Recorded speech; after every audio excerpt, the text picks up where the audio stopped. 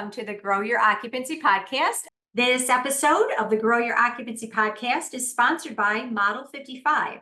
Model 55 provides turnkey model apartment and design solutions for senior living communities, combining quick nationwide service with deep expertise in creating model apartments. Model 55's designs are more than just aesthetically pleasing. They are strategically designed to drive occupancy and sales. From custom designs to ready-to-ship kits, Model 55 has solutions for any budget. For more information, www.model55.com. That's model55.com. I am Julie Podewitz, CEO and founder, and today I welcome the lead of sales and marketing for Merrill Gardens. We have Corneil Vacirca and Amanda Warren. Welcome, welcome, welcome. Hello. Hello. It's a day before the 4th of July. I was looking, I think we've got it all covered here. Red, white, and blue. So, yeah, it's good to see the two of you again. Yeah, you too. Yeah, it's great to see you. Thank you for inviting us. Oh my gosh. Well, the two of you are very well known in our business. Merrill Gardens is a provider of senior living based out west. Is that correct? Correct. Yeah, We're based in Seattle. In Seattle. And tell us just a little bit about Merrill Gardens. Yeah, I'll jump in. So Merrill Gardens, 64 operating communities today, several in development too. So I always have to think that through in my mind. Based in Seattle, Washington, a combination of independent living, assisted living, and memory care, and located across 17 states. Last year celebrated 30 years in senior housing, so started back in 1993. 1993. What were we doing in 1993? Wow. Just a few decades ago. It's getting to be what, 30 years ago, right? Yep, Yeah. 31. Wow. Yeah. 31. We celebrated the 30th last year. You did. Wow. So, Well, as Corneil, you're the VP of sales, right? Correct. And Amanda, you head up marketing. Yes. Let's start with that dynamic. Sales and marketing are two very different things. And some companies have one person with the title of sales and marketing, and Merrill Gardens has two individuals here, two professionals. Talk to me a little bit about why the separation and then how you collaborate most optimally. Sure, you bet. That always has been I think very unique for us, or at least over the last decade. We had a leader back again, probably more than a decade ago, who really had the vision and the understanding of, I think, the bigger business world, where traditionally those disciplines always have been separate. But in senior living, kind of the history has always been just kind of combining both of those disciplines into one. And I think a lot of times people think the word marketing is a little softer or more friendly to the customer than sales. So we've kind of just lumped everything into that marketing term. But again, as an overall business discipline, they're both very different and they both have very different focuses. And so we had worked with a leader who I believe had recognized that very early on and brought that to our company with that vision of, hey, these are two separate disciplines. We need to treat them as such, mainly because we wanted to know, like, where can we focus our energies and time and efficiencies most effectively. So for marketing, right, the main focus is driving leads, right? Driving leads. And of course, again, as over the last 10, 15 years, we've seen that change dramatically. Just the sophistication, the options in the digital world, that has just become so sophisticated. And back again, 15, 17 years ago, when I started out as a CRD, the things that are available for lead gen today just weren't even in really existence at that time. And so as a marketer, I started out as a community relations director, a salesperson, or the marketing person at the time at the building, I was able to kind of do everything, to kind of do lead gen, and then also be responsible for the sales side of it, which really is getting those leads, meeting with those customers, helping them understand who we are, understand what they're looking for, and then help guide them through the decision to move in with us, and ultimately getting that transaction to happen, right? Which is where the rubber hits the road on the sales side of things. But as things were shifting, and again, the leader that we had at the time, I think she was very visionary in seeing that things were shifting, and that the knowledge and the expertise it was going to take to win on the marketing side of it, on the lead generation side of it, on the branding side of it, was going to be much more sophisticated. And she could see out in the general business world how that was true. And I think we could also see that the people at the community, again, this is a huge decision for people making a decision about moving into a community. It's a life decision, right? Equal to, am I going to get married? What is my career going to be? Am I going to buy a home? Am I going to have children, right? It is a huge life decision for people. And I say sometimes contrary to the American dream, right? Because the American dream, buy your own home, live in it forever, right? And we're asking people to consider something different, and we believe something better for them in many ways. And so we recognized that the expertise that was needed in the community when you're sitting across from that human being going through that difficult decision was very intensely a one-on-one process. And so we needed our sales teams at the community to be able to really have their focus and their expertise there, to be able to dive in deep with people and understand where they are, why did they come to us, what's happening in their life that might be triggering this decision. And that takes a lot of skill and expertise. And so we really made that decision to say, let's help those teams focus as much as we can, their time and energy on that process to help walk people through that decision. At the same time, and equally as important, we needed to figure out the fast, quickly changing marketing world and how to be able to optimize on that end.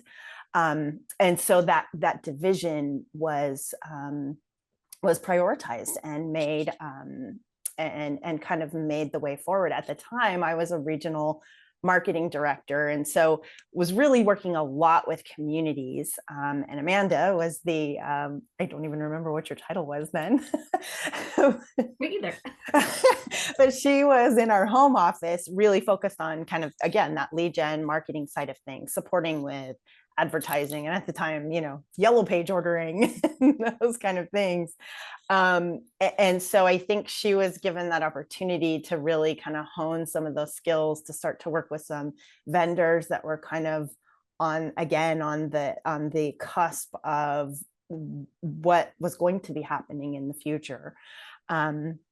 And so those roles kind of started to shift. And we as a company, we've had a lot of opportunities of growth, and then condensing and growth and condensing. That's just kind of been part of our history. And then at one point in that process, there was an opportunity when we were basically kind of scaled down. And at that opportunity, it really was where we kind of hit that tipping point of, okay, we're going to have one person more focused on the marketing side and one person more focused on the sales side, in order to really kind of embrace that. And it's never been black and white. There's so much crossover, and I believe what Amanda and I have done in our history of working together, we've been really able to create a very collaborative and supportive relationship. Whereas I think we've done that a little differently than maybe out in the big other, outside of our industry business world, where a lot of times that relationship can be contentious and, blaming one or the other. I don't have enough leads. Well, sales isn't closing enough leads. And I think because just our history, we've worked together for so long, we've both understood that bigger vision of being able to do whatever we can to be most successful, that we just committed to working with each other and really making that a symbiotic relationship. Yeah. What is important for each one of you to know? Like Amanda, as you're planning the strategy, and when you mentioned yellow pages, so remember that was sort of like, what size yellow pages can we afford was our marketing plan, right? Yep. That's how that's what we did, right? But what's important to you when you're planning your strategy from that sales side? Yeah, absolutely. I think we rely so much on the intel from those community teams and from the regional teams as well. So our team is not able to be in all 60 some of these communities. We don't see them on a regular basis. Some of them we've never visited. So it's a little bit of a very much a reliance on what is going on in that market. So that intel is huge. And that can be, the smallest day to day to the bigger strategy about new competition and where we're struggling with a price point or a certain unit type or whatnot. So that I think is the biggest, that sort of back and forth on intel. And for our team to take it in and to not try and sort of copy paste. It can get really easy for us to say, oh yeah, this sounds similar to this situation, so I'm going to, replicate what we've done.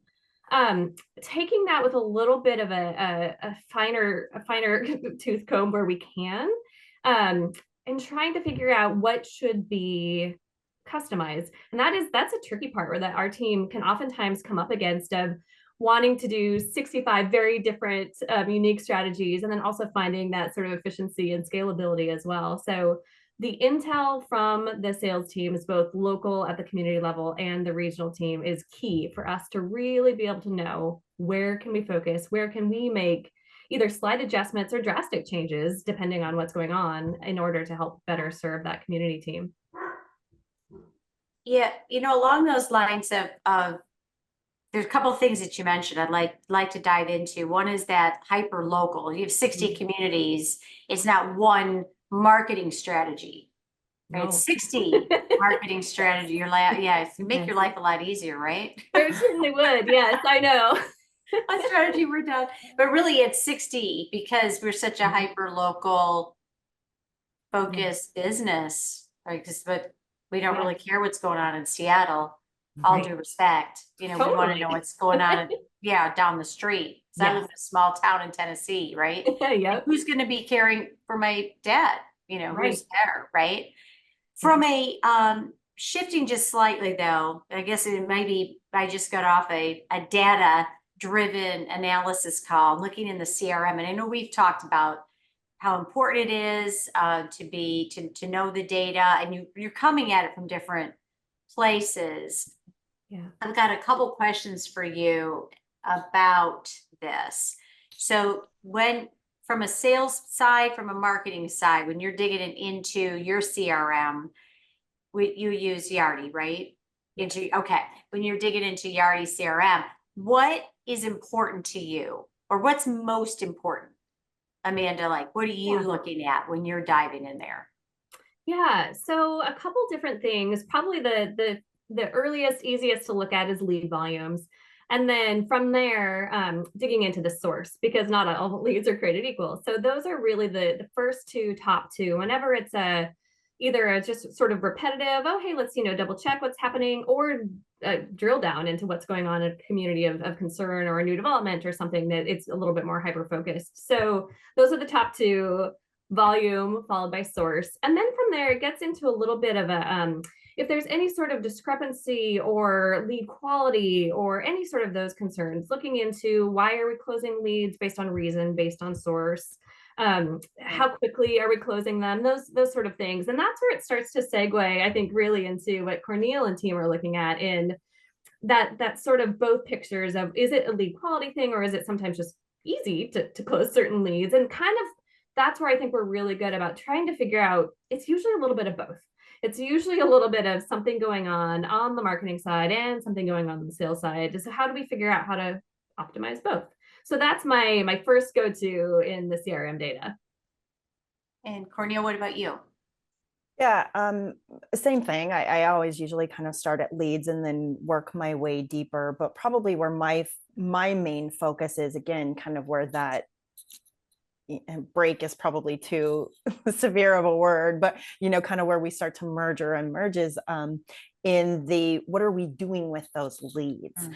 So a very easy answer in sales, again, I think business wide, industry wide, and Amanda and I always are sharing funny memes about it, is it's super easy to blame, like, I just need more leads from marketing. Like that's going to solve everything. If I get more leads from marketing, that's going to solve my occupancy problem. And neither Amanda or I believe that to be true, right?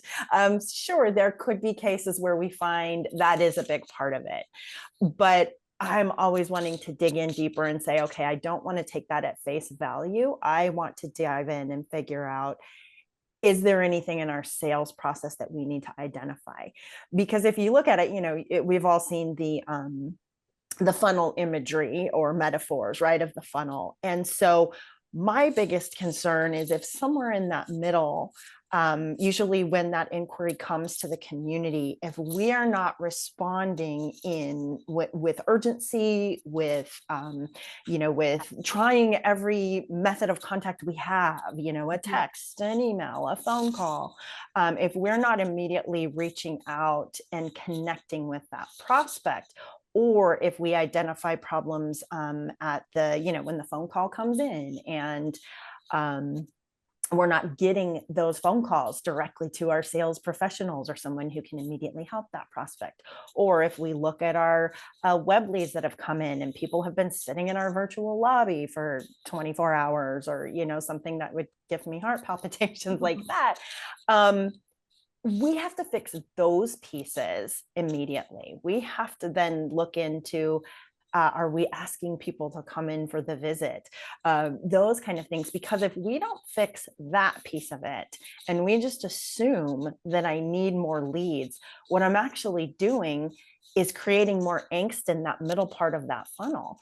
Because Amanda could go wave her marketing magic wand, as I like to call it, and send me 20 more leads. But if I haven't fixed that customer service, that sales problem in that kind of step 2, then all I'm going to have is 20 more people who are angry with me because I'm not giving them the customer service and the response that they need or expect. And again, we have to remember, our consumers today are very, very savvy. Again, from when I started in the business 17 some years ago, you had a little bit more grace, maybe from a consumer standpoint, but with the urgency of how you can get information today, that customer who is probably in a stressful situation, who, from the adult child perspective is, now playing the role of parent versus child and having to research, again, a very difficult life decision. Their expectation is they are going to get help as immediate as they can. And so if we have a miss on that piece in our community at the sales level, and we don't stop to analyze, where along, again, that journey, that sales journey, is that customer journey is very long and has a lot of different touch points in it. And so we have to identify where we might be missing on those touch points. Because again, if I just assume that it's, I need more leads, I need more leads, I need more leads, and we double down on that, and there's a miss we haven't identified, we're just going to compound the problem and we're going to create a reputation issue. Sure. And so that's why I think Amanda and I are always working together, and she's great, so if I could have a salesperson or a regional team member who will go to her and say, I need more leads, and she'll go straight to the data and dig into that with them and say, is that really our number one challenge? And, she'll ping me, hey, they're telling me they need more leads, but I'm looking at their dashboard and they have 52 past due tasks and 10 web leads that haven't been activated. And, that's where we're going to pause and really work on that piece of it before we start to compound the problem. Yeah, it's like knowing what problem you're solving for, or what cause and effect, right? Exactly. So the effect, what's the cause, what's the real cause? without just throwing spaghetti against the proverbial And wall. to Yeah. and to your point on data, again, for us, that is our North Star. Yeah. Because that gives, again, we all know, treasure in, treasure out that goes into a CRM. We understand that. But again, and that sales process, I like to say, there are a million little things that we could be doing well or not well. Yeah. And so how do we figure out what that one or two thing is? It's like finding a needle in the haystack. And to me, the data, and diving into our CRM and that data, it's like the magnet that's going to help us go into that haystack and try to find where is that piece that I need to work with the team on fine tuning or improving or just doing much more, getting much closer to what our expectation is. The more narrow you go, the greater chance you have of getting a better result. Exactly. Yeah. Rather than that broad brush stroke of ooh, and not to say we don't want more leads, but typically I think what that really means is, hey, give me some of those easy ones, please. Yes. Give me those quick moving ones. Yes. Yeah, Amanda, how do you cook those up? I was like, if I could just only send leads who are ready to move tomorrow, I would. Yes. Low acuity, please. Yes, low acuity. Yes. Financially qualified. They've already done all their discovery. They're going to move in. They're great. They're going to live with us for years. Perfect. Wow. Well, you are hired. You are hired. Right. I know. If only there was that sort of magic wand. No doubt. So if a follow-up question, and it's been coming up a few times recently about data. You talked about leads, both of you, and you're looking at the data, not being reactive, which I love. Closing leads. What's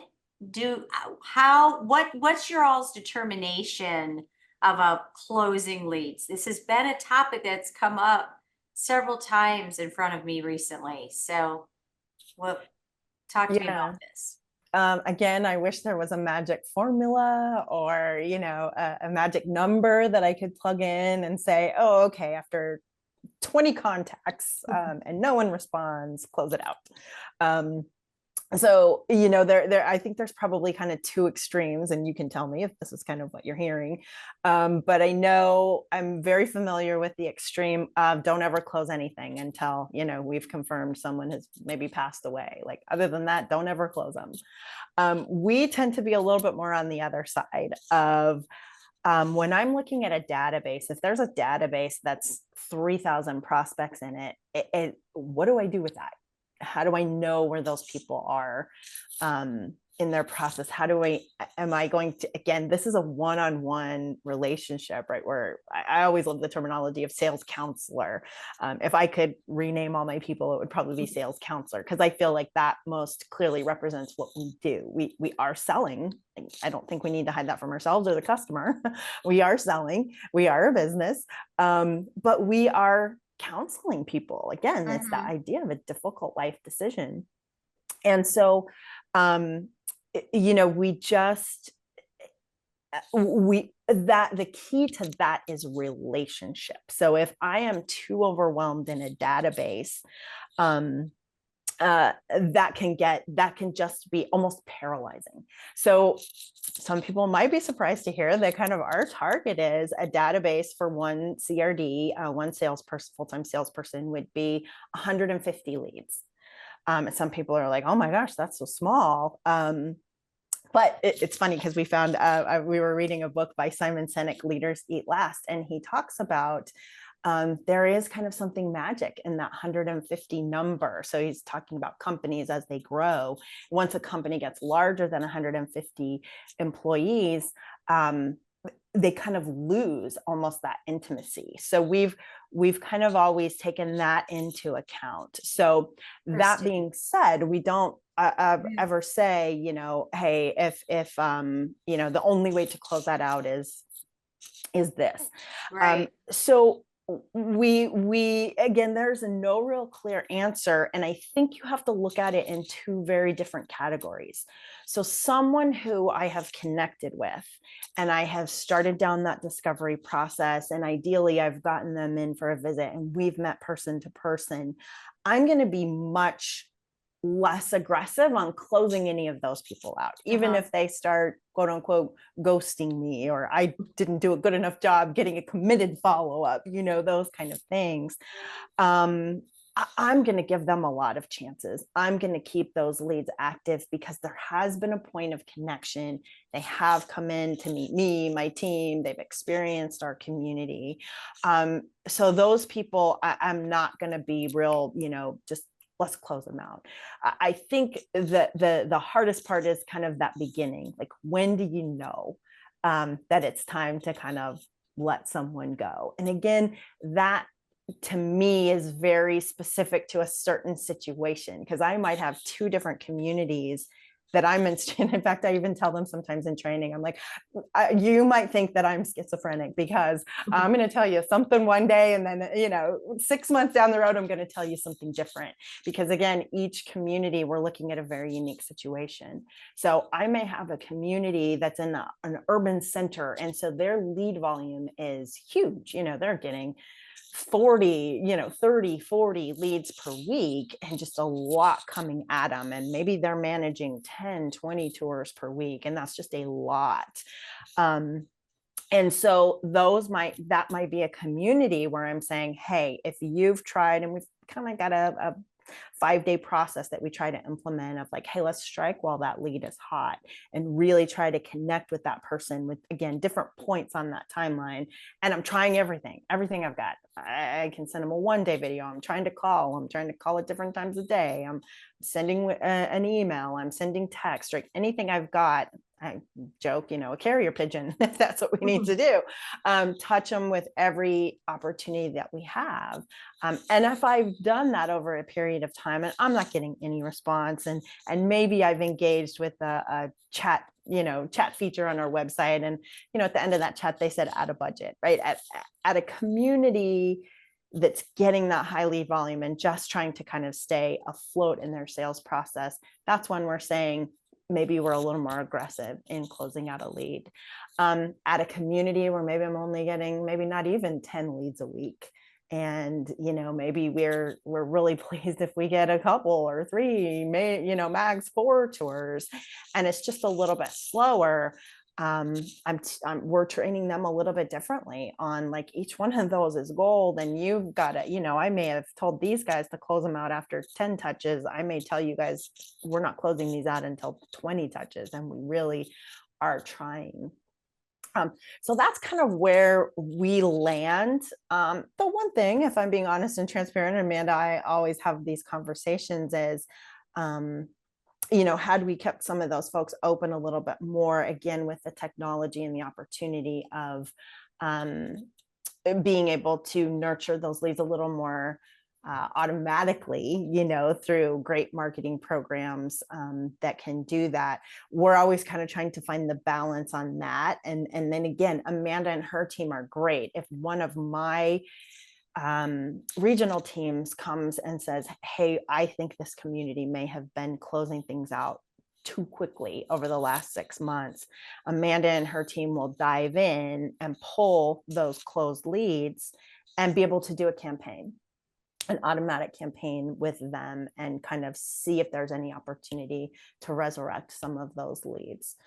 So that's a good point. Again, it's that kind of back and forth. Right. Use the technology, right? That's available. Amanda, what kind of market automations are you leaning on right now? Yeah, or at what point are you using? Good question. So we use HubSpot, and it's interesting. It is interesting because Corneil and I do talk about this a lot, because right now Yardi is still the central point of truth, meaning everything goes to Yardi first. And then from there, depending on actions taken by that salesperson and or interactions from those leads, what they're doing with emails, then they get filtered into different campaigns into HubSpot. So it's a little bit, it's almost a reverse often of what you hear of the MQL versus SQL. It's almost like let our salespeople be the ones to determine. And then from there, different campaigns.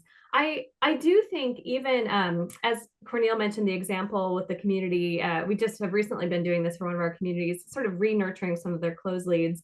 I think a next step of that is automating that process, that based on how or the reason that somebody was closed in Yardi, but then they are automatically put into campaigns based on that. So the no response campaign versus Oh, I see. staying at home Yeah. campaign. And then clearly, for those leads who passed away or higher level of care or whatnot, that we deem those as okay, the salesperson entered that correctly, so we won't nurture them. So I've been thinking through that too, that even there's probably a way to automate that even once somebody closes those leads based on the reason, that they then go into different campaigns that, maybe those people just weren't ready to talk to somebody, but getting some content here and there, some good resource-based information, all of that, maybe 2-3 months down the road, they would say, yeah, now I'm ready. Now I'm ready. So thanks so much for keeping me in the loop, because now I'm going to finally raise my hand and get back in touch and have that sales conversation. I mean, it makes sense to Corneil, your point, we're very, sales, we're high touch, high connection. You were saying maybe 150 customers, active customers at any one time for one person, which may freak some people listening out. Makes a lot of sense because defining define customer, right? And if you are breaking out sales counselor, and marketing, wouldn't it make sense then to take prospect or customers or people in a database who are ghosting, who were not, like you said, you tried 20 times. Are we going to close them out?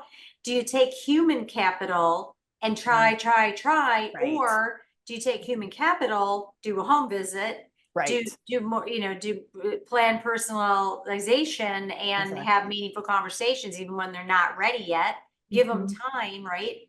And it makes sense, right? To use the nurturing and in those types of campaigns. And like you said, I mean, when they are ready to maybe re-engage or talk, and I just want to clarify this too. We're because we work in a really emotional business and one that requires empathy and sensitivity and so many levels, which is what attracts wonderful, sensitive, kind people. There's this when people come to us and they can't afford it, right? It's it is a very factual thing. If someone cannot afford it, and it breaks our heart, right? So we feel like we really want to help them, and so I don't really want to close them out because, but yet from a business perspective, if they're not one of our 150 customers, so at what point, or what do you do when you find that you find it that it's just not financially qualified? Right. Yeah, for sure. The way I train our team on that is, number one, again, whoever comes to us, I want to make sure they have a great experience. So that is, even if someone, and we use our web chatbot, we partner with Further. So if a Further chat comes through and it ends at out of budget, right?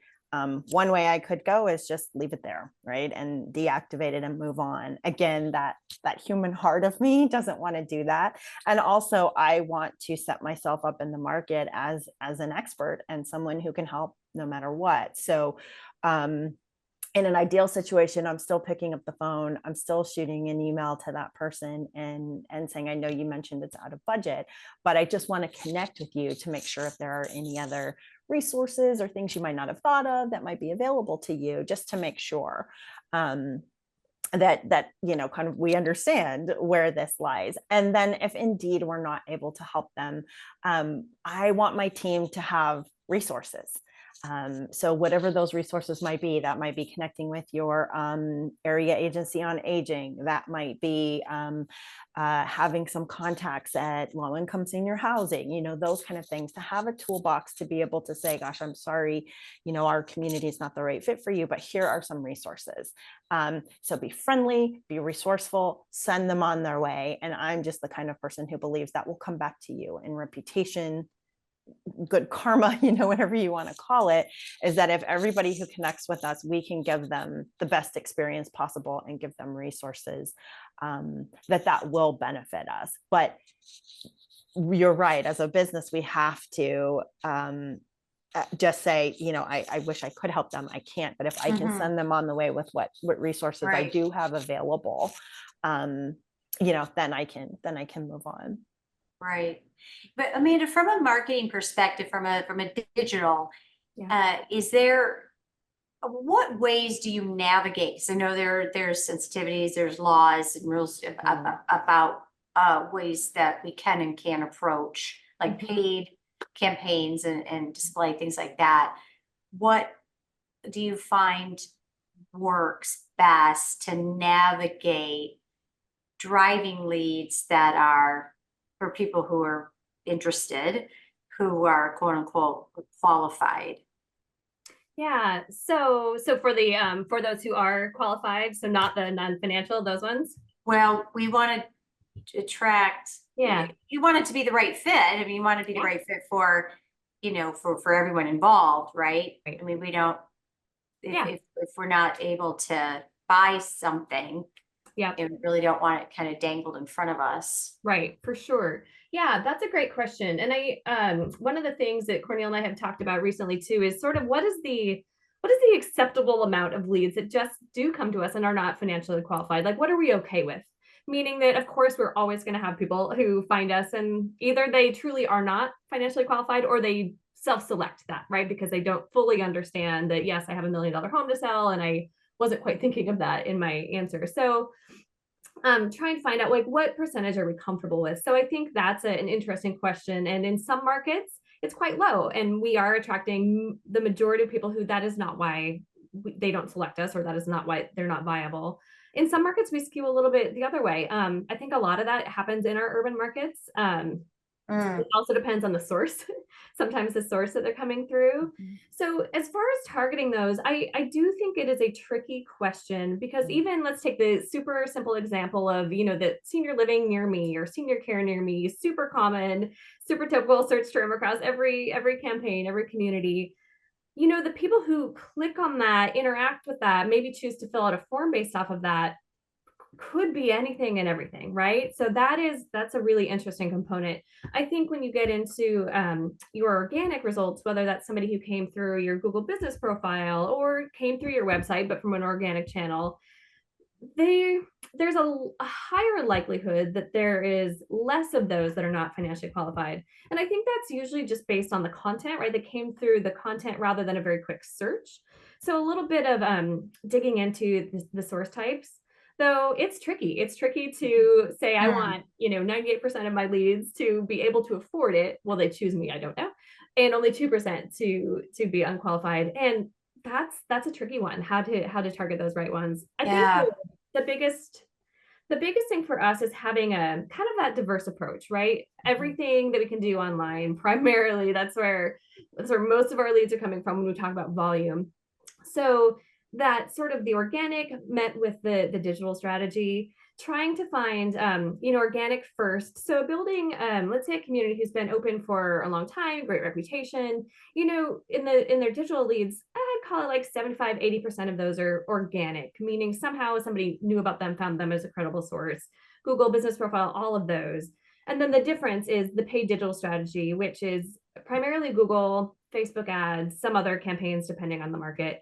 And then you go to a brand new community who's they're in development. So they're brand new to the market, new name, don't have all of that sort of historical credibility. It's almost a little bit the other way. So maybe 45, 50% of their leads are organic and the rest is paid digital. And it's sort of like over time, we'll start to move that way. So that's been an interesting thing too, to look at it community by community, market by market, and figure out, is it where we want to be based on the source, the internet, the digital source?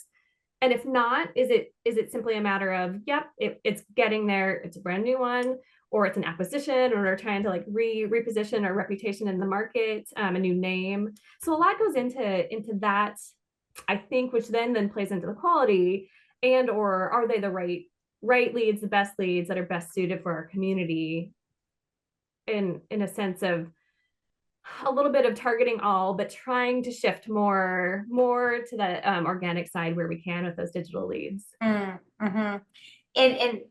have they're talking about sales and marketing working together, that from a sales side, the empathy and the understanding that there are always, right, going to be leads, Yeah. people who reach out to us from every perspective, digital perspective, call us, walk in, who won't be able to afford it, who say that, and like you said, there's a difference between, oh, I can't afford that, or Right. hey, I don't have the money, and they have $7 million in the bank, versus I simply, I simply Right. don't, right? Right. And that I've seen things on both sides, right? Where the sales are like, they get in their head that digital leads are qualified, Right. Yep. or somebody, and then on the flip side, the marketing gets upset because sales isn't taking it seriously, right? So kind of going back to where we started, Yeah. which is that synergy, which is critically important between sales and marketing, two very different things that need to function, optimally together. So I'm going to ask you each same question from your perspective to close things out for today. And I'm wondering, you've both been doing this a while. I've been working together for a while in your expertise, areas of expertise. What is one thing like that? What's one direction you're going now that's different? That's different than maybe, I don't know, 6 months ago, a year ago. Where are you looking now that maybe you weren't before? Yeah, I'll start. Or And then, what's changed? Yeah. yeah, and then Corneil can dig in. Similar to some of the things we brought up, I think that I know that there is more and better work that the marketing function can do to help nurture leads where they're at. So that I think is just a continuation of what we've done, but really being, I want to say, careful and cautious in how we do that. Because I do believe, given this type of sales, that it will never be done online, right? I'm never going to like start and finish my entire journey online, probably.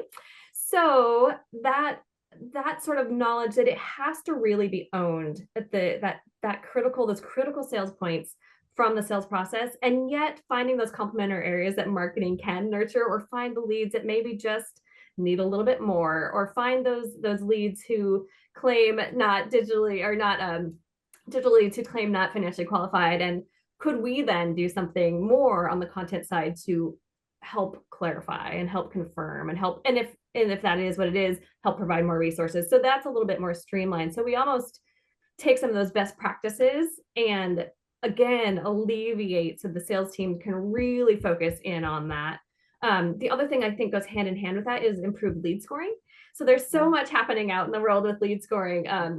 With all the AI versions, we didn't even get into that, what AI is doing for the space, but just all of this information and data that we can use to do a little bit better from the marketing function to support the sales function, I think is where we're headed. And, it's lots of conversations, and it's a heavy lift to do some of those things. And also, some of them come with a bit of a, hoping you do the right thing, right? It's hard to turn back in some of those areas that you shift. So I think those from my seat are big shifts that we're considering, and trying to figure out how and what to do some of those areas.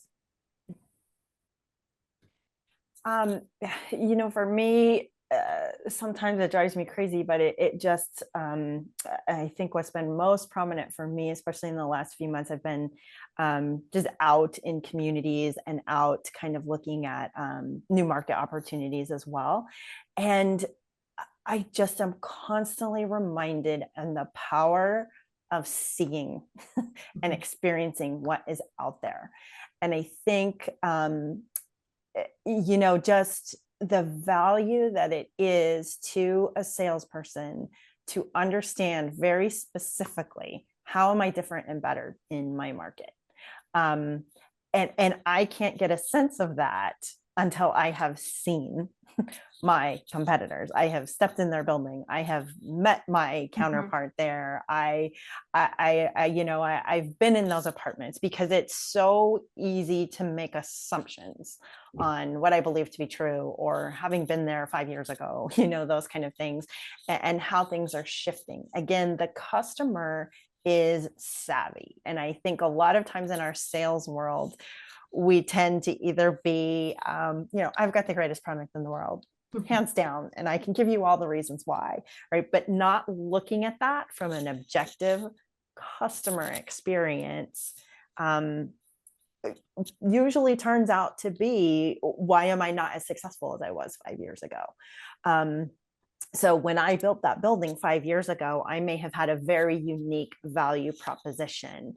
But I've had 2 new competitors move into that market over the last year, and my value position has changed or shifted. But I haven't been looking at that objectively enough from the customer seat to be able to recognize and pivot. I still have value proposition, right? It doesn't matter if there's 5 buildings in a market, 10 buildings in a market, we all have a unique value proposition, but we have to be able to explain that to the customer and help them understand what's going to be right for their fit. And so I've just been, for sure, last 6 months, last 3 months, probably most intensely, is just that idea of a value proposition. I think that's one of my focuses, is how do I make sure our teams understand what that means? Because again, I have to help the customer understand what that is. Right. And if we don't know it, they for surely don't know it. Right. Exactly. Or we're just giving it to chance. Like, right. You go ahead and go figure that out. Like, no, I want the opportunity to say, here's how I'm different and better, this, right. And maybe that resonates with them, and maybe it doesn't. Maybe they do want the shiny new penny, and those granite countertops are what is most important to them. And if I don't have them, I'm not going to win on that. Right. But I also want to make sure I prepare, hey, those granite countertops are gorgeous, but here's another aspect of this, maybe it's a care piece or a dining piece that they don't understand. And again, I never want to disparage a competitor, but this is something we do differently here. And when you go to that community, you're going to learn about their dining program, and here's how they're a little bit different. So, hey, granite countertops are number one, or your meal program is number one. And again, if I've discovered in that discovery that meal and the nutrition and the social experience and the dining is what's most important to them, I can sell over the granite, right? Or I might go back to myself, all right, our ops team, and say, hey guys, we got to do some granite countertop upgrades because the last 10 move-ins I've lost. Right. This has been the factor, right? Back to the data. Or, I may not be able to put a pool in, but I sure as heck better have a, water aerobics program that I'm partnering with my YMCA down the street on, because if that is truly important to my shifting customer, then I need to figure that out if I'm going to maintain my success and my market share in that area. So I love it. Thank you so much, Amanda and Corneil, for stopping in and sharing your expertise. Much more to come in part 2 later this year from these 2 experts. I think AI may be top. A top point of discussion. Appreciate you both very much, and appreciate all of you for listening. If you enjoy what we do and enjoy hearing from experts like Corneil and Amanda, please like and share, and allow the opportunity for others to learn from them. And we, again, will check in with you next time. I'm Julie Podewitz, Grow Your Occupancy. Thank you so much. Thank you. This episode of the Grow Your Occupancy podcast is sponsored by Model 55. Model 55 provides turnkey model apartment and design solutions for senior living communities. Combining quick nationwide service with deep expertise in creating model apartments, Model 55's designs are more than just aesthetically pleasing. They are strategically designed to drive occupancy and sales. From custom designs to ready-to-ship kits, Model 55 has solutions for any budget. For more information, www.model55.com. That's model55.com.